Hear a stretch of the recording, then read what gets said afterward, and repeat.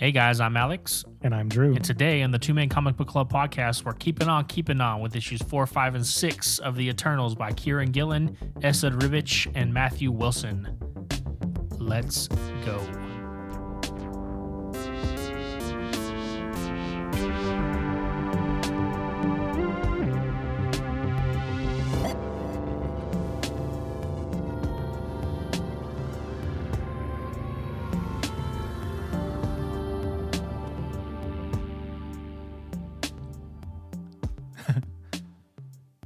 Oh, no. Oh, there it is.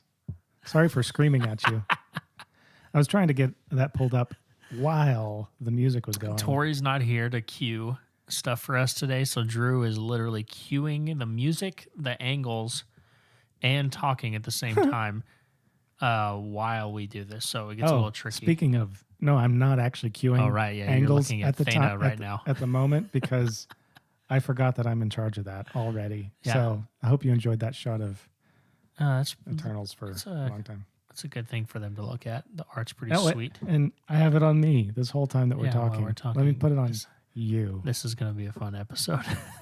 Yeah.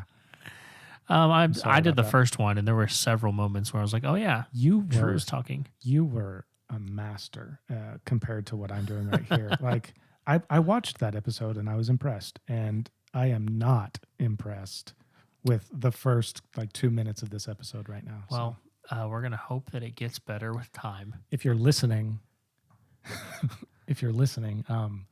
you probably are curious what's going on. Yeah, it's every couple days, I feel like we change our setup, and this is one of those. So check out the YouTube, and you can see me attempt to switch camera angles through this. Yeah. And also cue, because I'm cueing the sound effects live. You want to see? I just did that. Ooh. How's he doing that? That's for when one of us has to think. Yeah. It should just be on the whole time for me. Yeah, constantly thinking. So we have a fun one for y'all today. If you caught our last episode of The Eternals, we're going to finish off this short little arc with 4, 5, and 6. Really, we're going to zoom through 4 and 5 because there's good stuff that happens, but it doesn't deserve us to just vomit all over it. So we're going to hope that you do what you do in a book club, especially this comic book club, and actually go read it. I say this every few episodes. Go download Marvel Unlimited, especially if you buy it yearly. It's like $69. Nice. It's such a good deal. It's such a nice deal for that amount of time. You break that down. What is that, $7 a month, something like that, $6 or $7? I was afraid I was going to look over there. Thousands of comics. And see that I hadn't actually hit record. Dang it. Hadn't actually hit record on the thing, but I did. So. Yeah, you're not terrible. Oh, yeah, I am. Yeah. Just let's revisit that at the end of this episode. How terrible you are. Yeah. If you want to reach out to us personally before this episode is over and let us know how terrible Drew is, you can find us where, Drew? You can find us at 2Man Comic Book on Twitter with the number 2, at 2Man Comic Book Club on Instagram and Facebook. If you've been listening, I mean, this is 88 episodes. Ooh. Actually, more than that because there are some that weren't numbered, like minisodes and rotisodes. Yeah.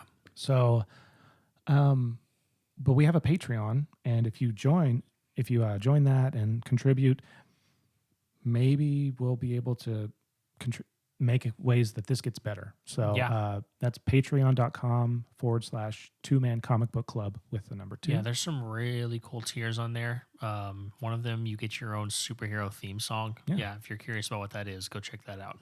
Yeah, and we've got some other tiers that we're thinking about adding in. So check it out. Like, seriously, we got some really awesome stuff, one of which we'll talk a little bit more about in What You've Been Reading, Yeah. But there is one thing that I wanted to talk about is our Discord. Sometimes we have some nice chats going on in there, and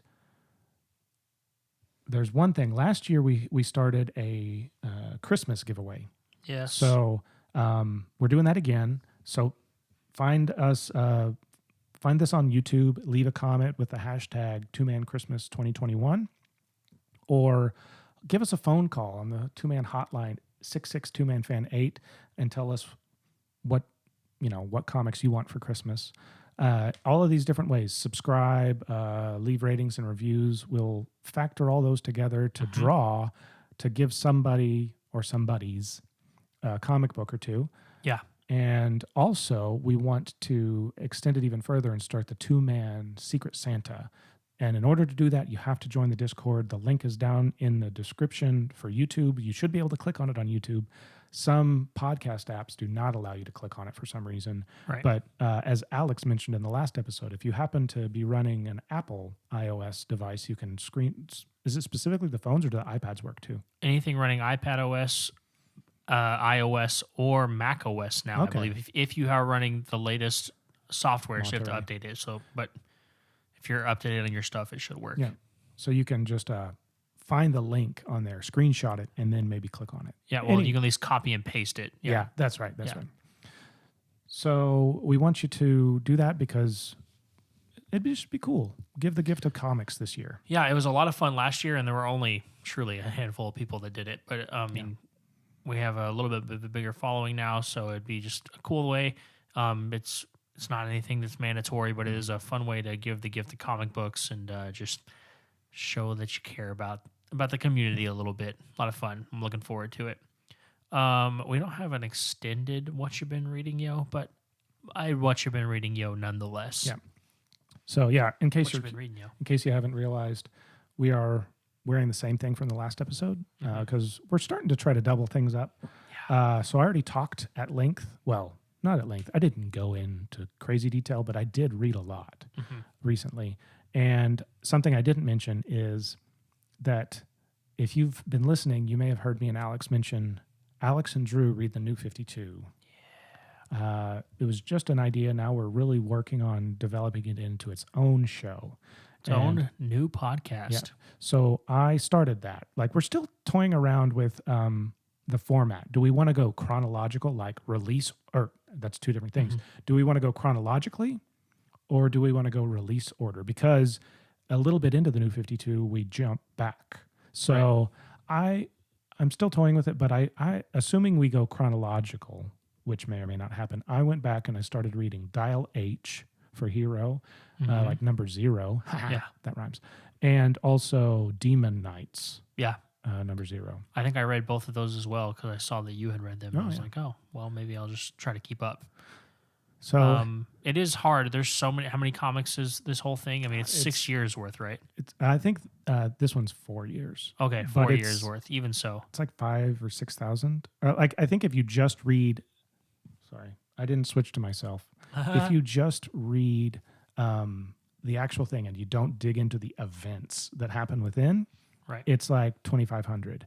But there's another like 1,000 or two that are just events that happen within it. So maybe it's like 3,500. That is so many comics, but we're gonna do it. It's gonna give us a lot of content to cover. Yep. By the time we're done, though, I feel like I'll be able to speak pretty well on DC characters. Yeah. That's my main goal for this. Is just I want to dive in to the New 52, even if it's not the main continuity. Although, didn't something recently happen that it's just like all continuities are allowed now? I mean, I feel like I heard that from Ryan. Maybe made that comment, like Yeah. something about the Omniverse is kind of like, I just thought of this. The Omniverse is the Schrodinger verse, where everything is canon and everything is not canon. Everything can be canon and everything can be its own isolated thing. I don't know if anybody's made that that comment before, but I just thought of it. Now, that's me being very ignorant. I don't actually know the deal with it, but that's kind of my understanding. Ryan, if you're listening, hit us up on Twitter and let us know what the deal is. Either way, it's going to be good. There's so many characters that I'm going to learn about. I'm just excited to hopefully level it a little bit because I know way more about Marvel than I do about DC. And if you are specifically interested in that happening, like following along without having to read all 30,000, all three, whatever, a good way to help us make sure that gets done right is with our Patreon. I'm sorry to be like, we're gonna one be plugging trick that bad boy pony. for everywhere. But it could be really helpful. Yeah, it just gives us a little more resources to make sure that we can do this and not be panic reading, and it just helps. It helps, y'all. Let's make the two-man podcast and ampersand 52 the biggest thing on the internet. Alex, what's ampersand 52?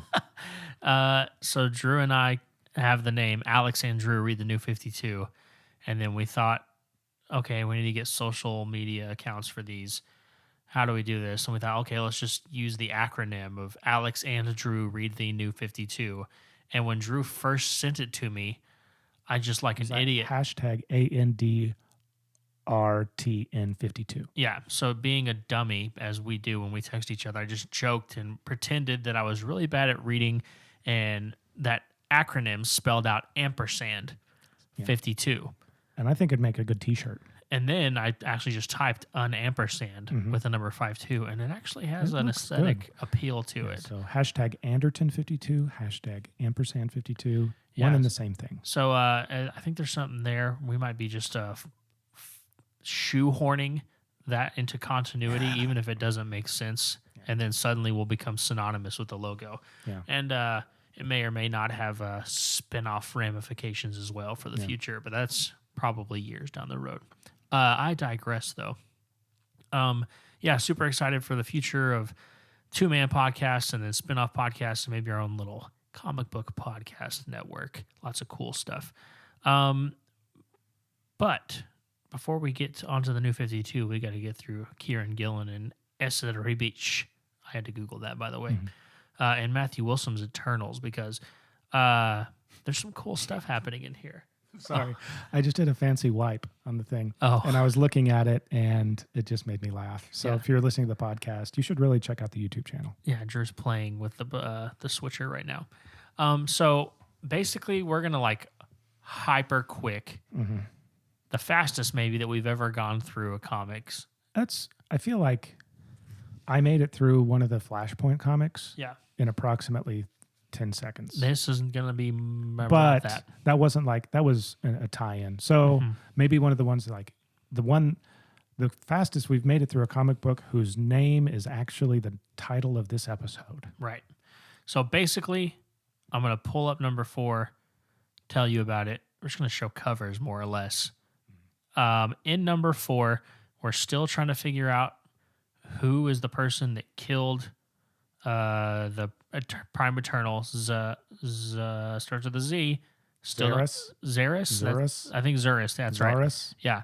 So Cersei meets with Phastos and basically kind of alludes that she's going to talk to Tony Stark to make sure that they keep the Avengers off their back, with the fact that Thanos is kind of on the loose and the Eternals don't know where he's at.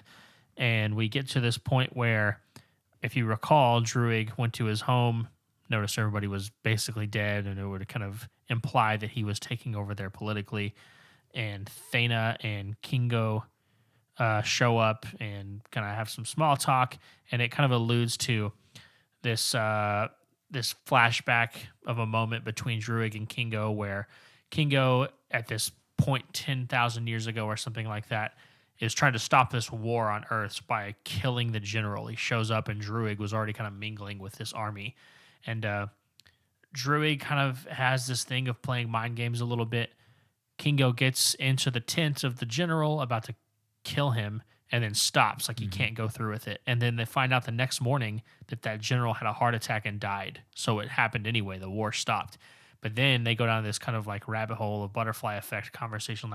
Isn't it funny to think that a missed heartbeat was the only thing that stopped this? What would have happened if you had actually killed him? Would it have stopped the war the same way, or would it have led to more duress and more things? So anyway, just shows a little more character development and relationship development between those two characters. We also have Sprite down with, what's his name? Robson, the boy. Yeah, Toby Robson. Toby Robson, the boy that Icarus is guarding because he had the vision earlier on.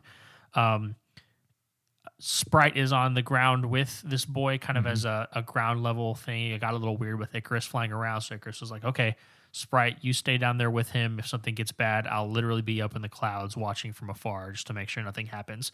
There's some deeper stuff that I would strongly encourage you to read, because we are glossing over it, but kind of some weightier, heavier stuff. Some talks about death and how maybe people quantify and qualify that just in their own minds when they're talking about it and talking with close ones.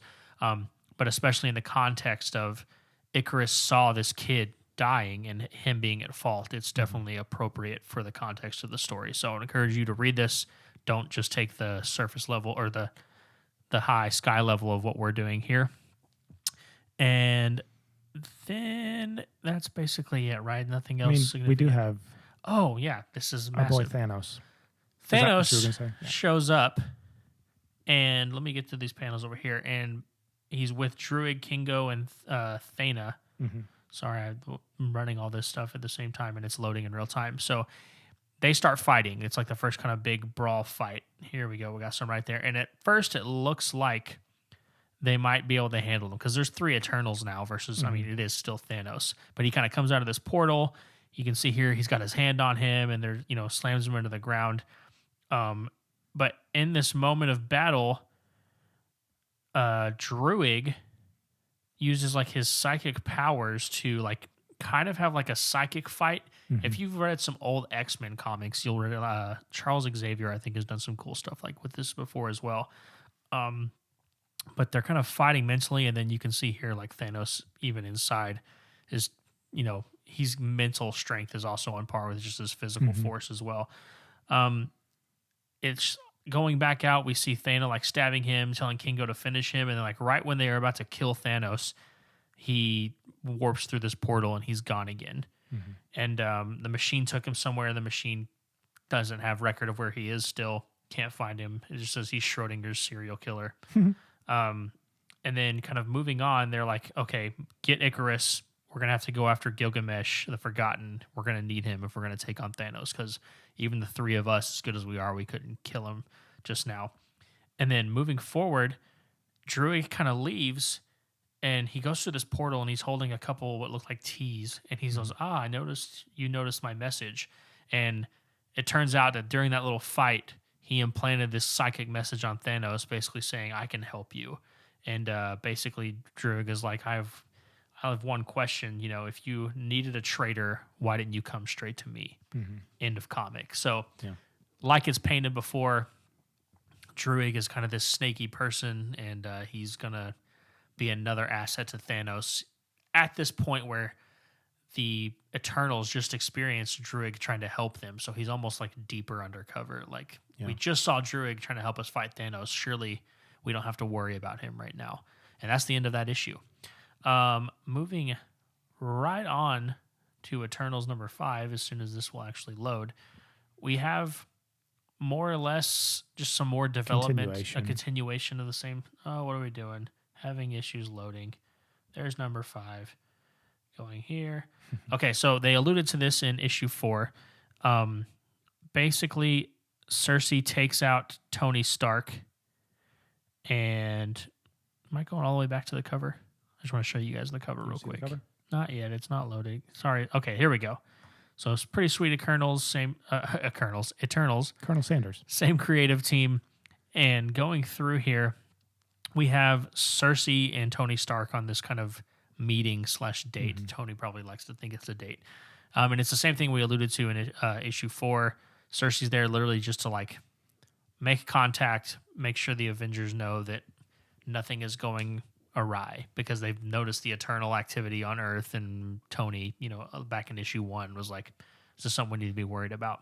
So we quickly find out that this whole thing was a ploy for Cersei to use Tony Stark as bait to get Gilgamesh, because Cersei basically starts acting like she's killing Tony Stark, kind of, and I guess Gilgamesh was going to be protecting them. Well, she even says like all this stuff like that Thanos had done. Yeah. She talks about it being her that did it. Right. So she's like assuming that Gilgamesh is somewhere listening. Right. And just like apparently he was. Yeah, and you can see here, him. He rips through this portal and starts like attacking her. And Tony Stark has like been stunned or something here. It's pretty funny. But anyway, he shows up just as planned, and then suddenly like Cersei calls, she just says, now Icarus.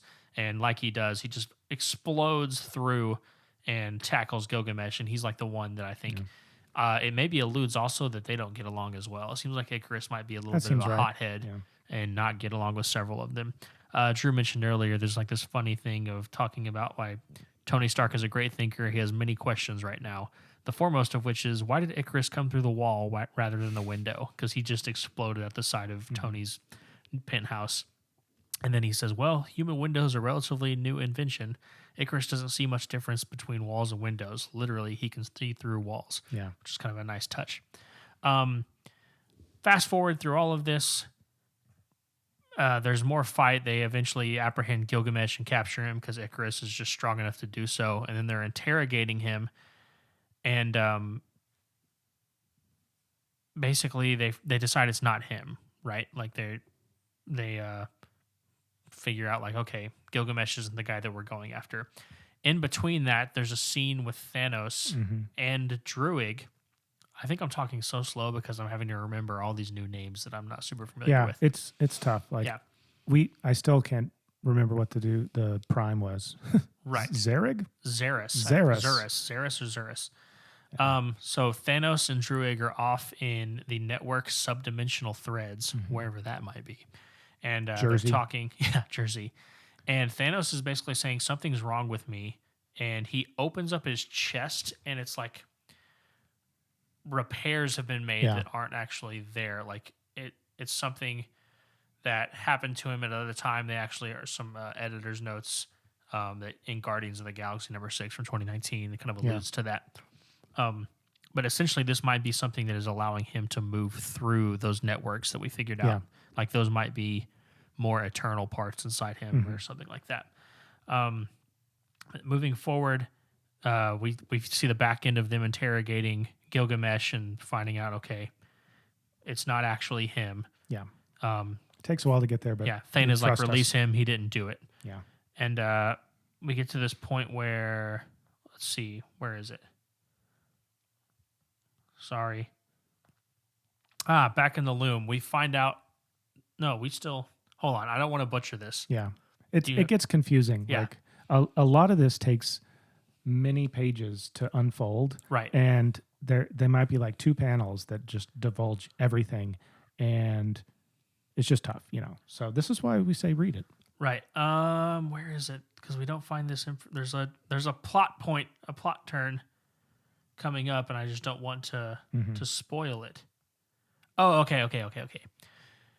We go back to where all these crimes were committed, and Gilgamesh is like actually helping them find stuff now. And basically, they find out that there's a spot that like it's been sabotaged, like the machine. And Druig already knew about this, and he's like, any scientist of note would have found it if they looked hard enough. I can't believe it.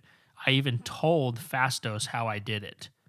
So suddenly there's this revelation that there was this broken part of the machine that is allowing these infiltrators to get in and kill Eternals, and Phastos knew about it and was playing coy this whole time and acting like he was trying to fix the machine. Again, please read all this. When we're trying to do a 500-mile-an-hour flyby of what happened, we're a jumbled mess, but we can't cover the comic verbatim. So quickly we pan back to Phastos working on this machine, and they're like telepathically trying to talk to him, like, Phastos, what have you done? Why didn't you find it?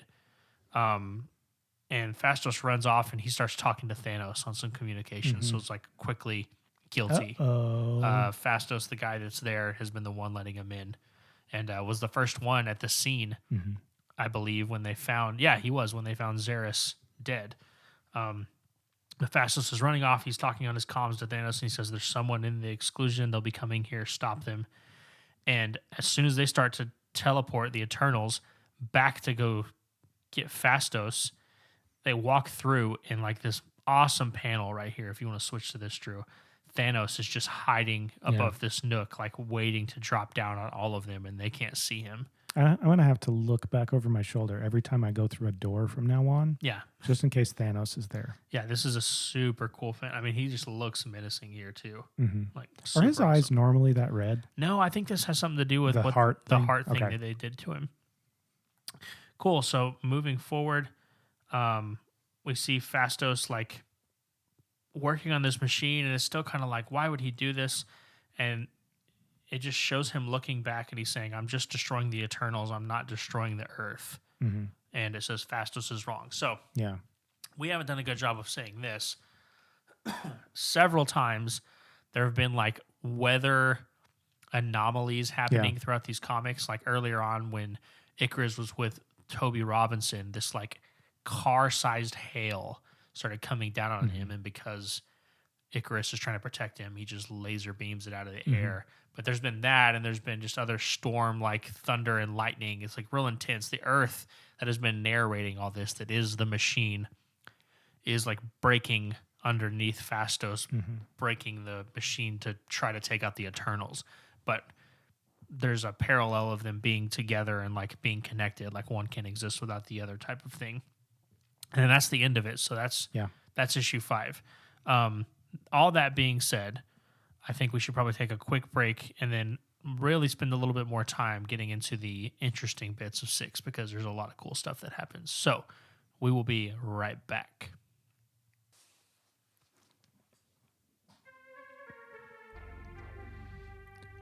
And we're back, and we're going to go ahead and jump into number 6. Some sweet cover art for you to check out. It is pretty intense. So as we were looking through that, I'll just go ahead and say, was this one of those spots that had... can you go to the next page? These moments right here, I think it's just funny. I'm not going to say the whole thing because I just love that the Earth sounds like... A little sassy. Yeah. It's just like, Phastos, he's a sweetheart. Why would he do such a thing? He doesn't seem to want to destroy me, i.e. the Earth, but he just won't stop. Why?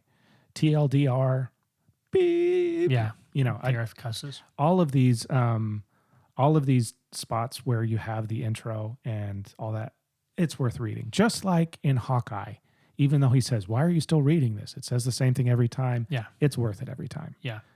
So, do you want to take us through the first few panels here, and then I will jump back attempt. So, hey, you remember we were talking about Thanos' red eyes? They are big and red right here. So we open up and it says 1 month earlier. Yeah. And we have, do you have that pulled up? Yep. 1 month earlier, Thanos is sitting on a table, and every page kind of pulls out a little bit more, and we see him strapped down and his chest is open and work is happening and somebody's talking from off screen. And it says, welcome back. You know, I was the first that came back. And basically we see that it's Phastos who is doing things. He doesn't really go into exactly what, other than he wants him to be under his control. Right. Pretty much. I get kind of a Suicide Squad type thing where if I do this to you, then and you don't do something I don't like, then I can take you out. Right. So then we jump in and we're back in the fight that we had just left out. Remember, Thanos was hiding. Yeah. But he's fighting with Kingo, Thana, Icarus, Cersei, and Gilgamesh. Yeah. And pretty cool fight scenes with here. He has like superpower fists, Yeah. I guess. Makes me think of, I wonder. It's got a certain dark side Omega beams type thing, like because he's does have shooting that flavor and a it little like bit. It bounces off. Yeah. Anyway, so they're fighting, and some things start like portals open. The Earth is breaking during this. And actually, I'll just say it now. Like we cut at some point to a scene where the Phastos is like, it's not working. He's sitting there trying to hold the Earth together, the machine, and it's just not working. Yeah. So this is all intermixed with, this is disgusting. I didn't actually, the one with the fungus. I don't think I looked at it that closely. Yeah, that's right here. But anyway, so it makes me squeamish to look at. I'm going to put it back on the wide shot to talk about it. So basically right here, the little talking goes on, and Cersei's talking about how there was this one time when Thanos used this fungal plasma to... Or She-Hulk used it on... She-Hulk. Yeah. Or maybe he used it on She-Hulk. I think that's what it was. Yeah. And Cersei just like took note of that. Yeah. And just pulled it out because apparently she's like, they all kind of have this matter manipulation ability to like different degrees. Right. And Cersei's super powerful to where it's like, if she wants to do something, she can do it. All she has to do is, all she needs is an idea. Right. So she decides that she's going to unleash that on him. Right. And he's just like slowly getting I covered got with it here this. if you want to pull it back up again. Just 2 different shots of Yeah, it. that's the one that made me. I didn't notice it when I was reading last night because when I read in bed, I don't wear my glasses. So anyway, I'm gonna once again take it off of that.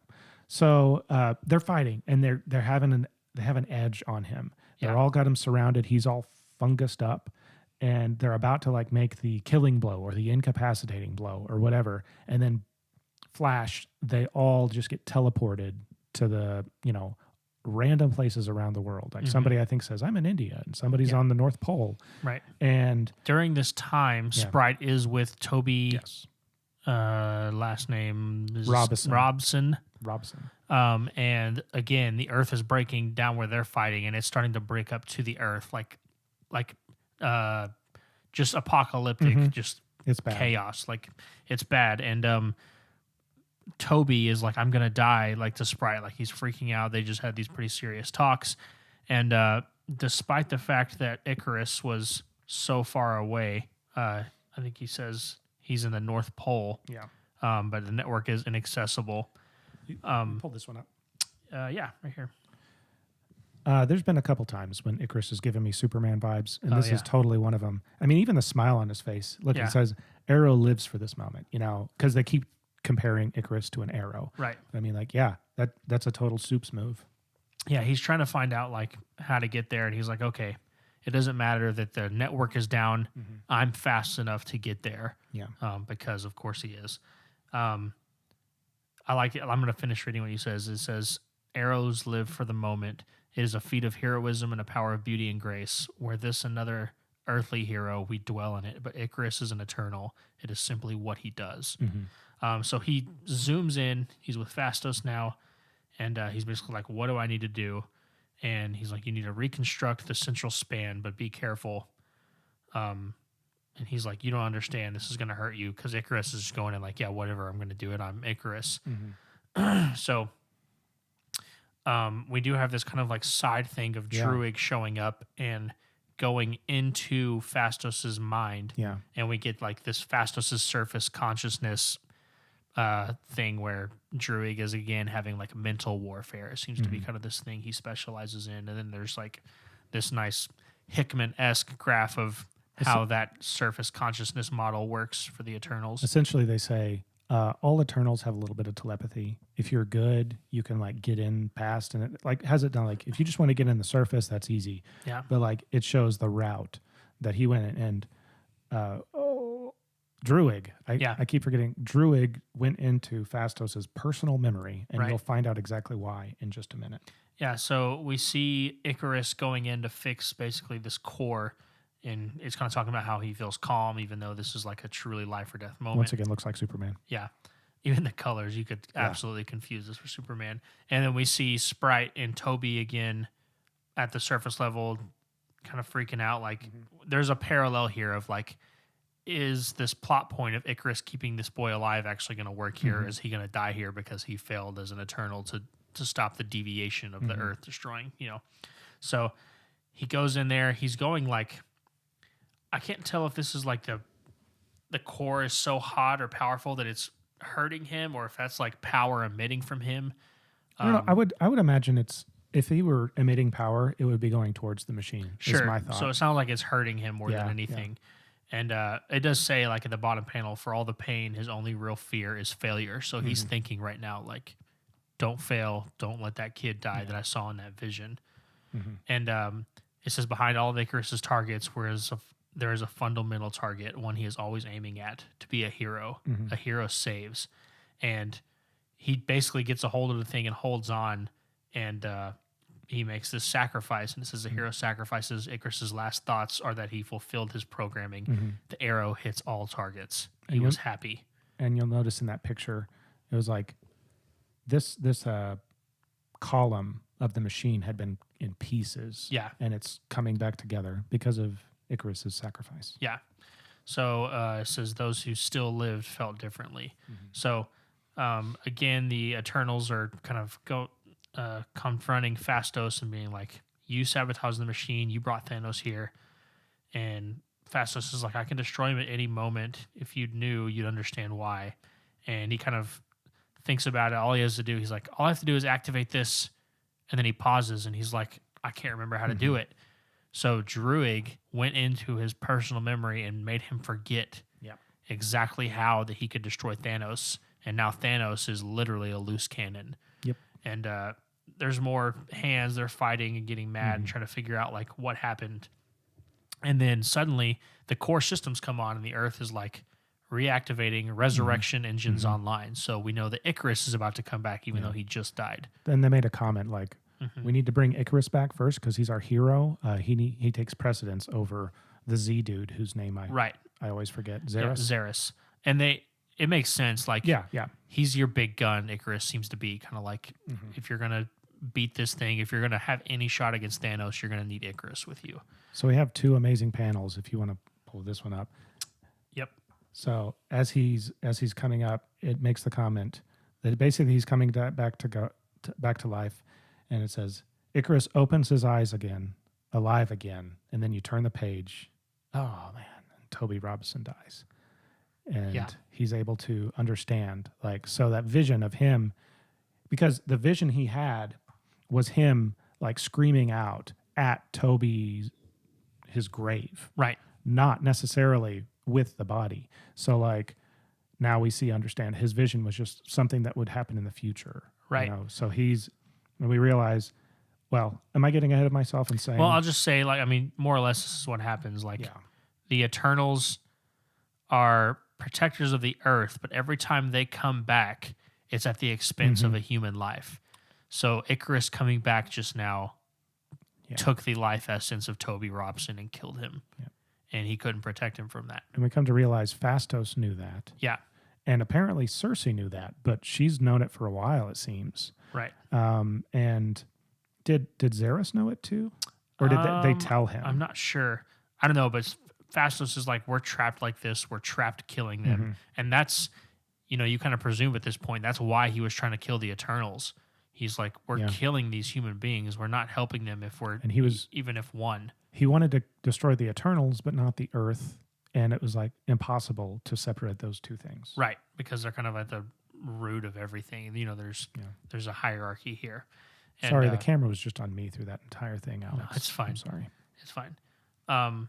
So basically, I feel like we can kind of wrap up the end here. This gets to a point of where the Eternals want to change. They want to deviate from this, right? Ooh. So they suddenly they go to Olympia. They're talking to Xeris about what happened. You mean? Oh, never mind. Sorry. Yeah, and basically they're just arguing. Thana is like, this is the way of the Eternals, and then we show them going to Lemuria, where the Deviants are, and Icarus is in front of all of the ones that we've been hanging out with, Cersei, Gilgamesh, Sprite, Kingo, and Thana.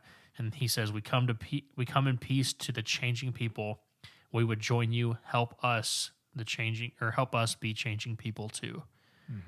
Which is essentially like saying, help us be deviants, help us be different than we have been before, which is a big deal in the black and white structure that the Eternals and the Deviants have had in their entire history. And then the comic ends, and it says, next issue, Thanos rises. Yep. Crazy big payoff issue. Had a couple down issues for that big.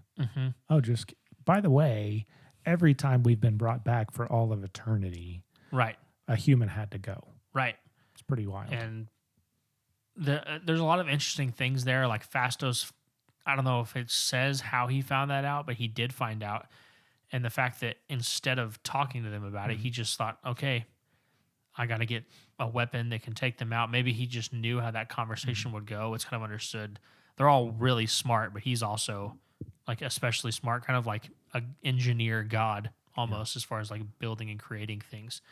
Did they say something to the extent that this isn't the first time we found this out? Like essentially every once in a while somebody figures it out and they just wipe everybody's memory? Did I make that up? I think so. That might so have it's been like, it. How many times have they figured this out? Right. This is all that's going to happen is they're going to go back into the Unimind or something like that, and everything's going to go back to like the ignorant times. Right. Yeah. Really cool issue. I'm not sure what they'll pull from. I mean, this is ongoing. That movie's been shot forever, so I doubt they have this story right away. but super cool. I love the writing. I love the art. For almost all of it, there are a few weird faces. Yeah. But just super cool. I do think it's worth going through and reading all 6 because you get a lot of just meat and potatoes details. Man, it's kind of like whenever we were covering Vision and like made a point of bringing your attention to the narration, like how important it was. Right. It's the same sort of thing here. Like the Earth is the narrator, and it brings so much like extra attention. Like, and sometimes it's humor, sometimes it's like, dude, this is serious, type stuff. And because we glossed over it so quickly, you missed it. You've got, go read it. You can find it in your comic shops now. You can get Marvel Unlimited. It's worth it. Any closing thoughts on that one? No, I mean, as I was reading it, I was thinking I could see how a lot of this could be part of the story. Yeah. Whether or not it's exactly, I don't know. But I enjoyed it. I'm glad we decided to add it to it. And the art, I loved the art. It was good. It was the same way that I felt whenever I was reading Thor. So it's good. Doing Trivia? Yeah. Or do you have trivia ready? I think I do. I'm confirming right now. While he's doing that, I'll improvise on some things and say, yeah, I'm good. All right, I'm done. Nice improvising. Yeah. So, do you have a faster than? Yes. Welcome to our 2-man trivia, where our lightning round questions are faster than Icarus flying across the other side of the world from the North Pole to get to Phastos. That was fast. Wicked fast. We're tied. We're tied. This is the grand finale. 1-1. I'm just going to give you a oneer. Hey, me too. And maybe we'll end up tied. You want me to go first? Sure. In the Eternals movie, there is a quite famous actor by the name of Kit Harington. You might know him from this little small scale show called Game of Thrones. I think I've heard of it. Most people haven't. Pretty okay actor. He is cast in this film as a specific character. In the IMDb, it doesn't actually say who he is, but he is a hero. I'll give you his name is Dane Whitman. Do you know what hero that is?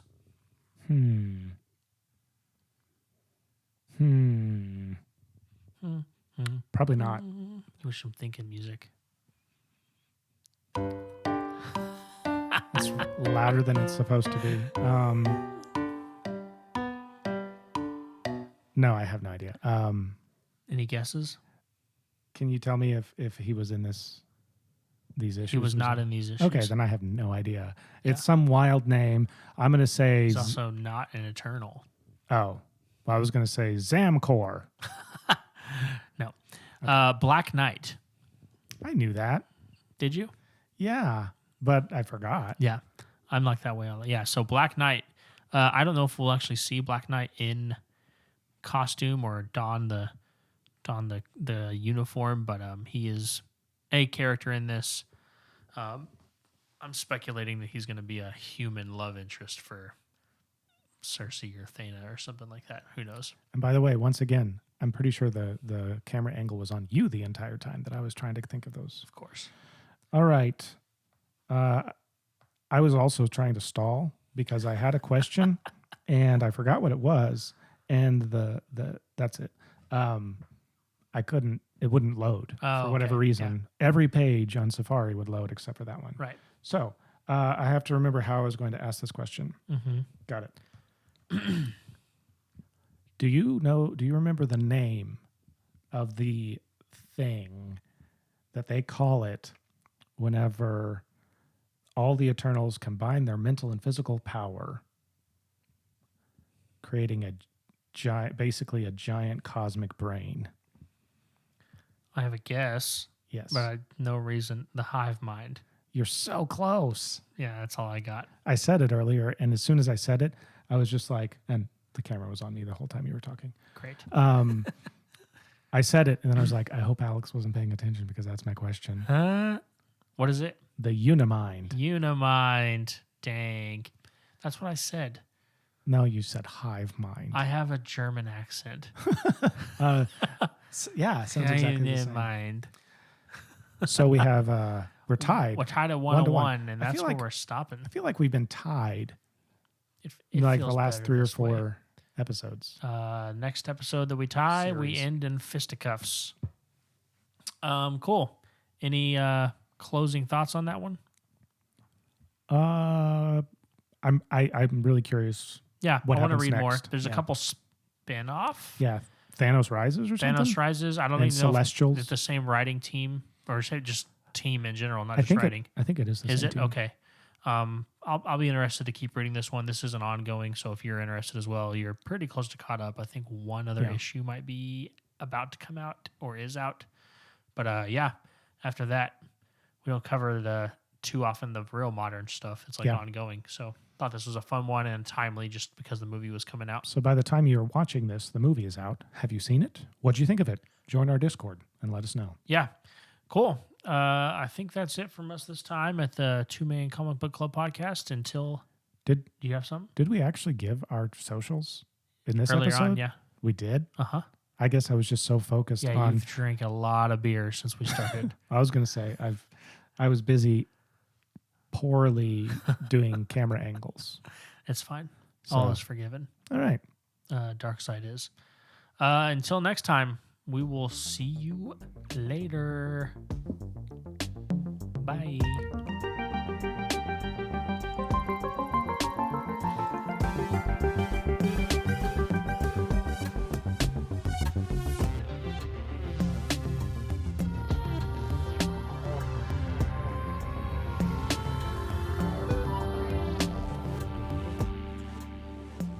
Two Man Comic Book Club podcast is hosted by Alex Miller and Drew Morris. Our graphic and logo work is done by Tessa Price, and our original compositions and theme music were composed by Drew Morris.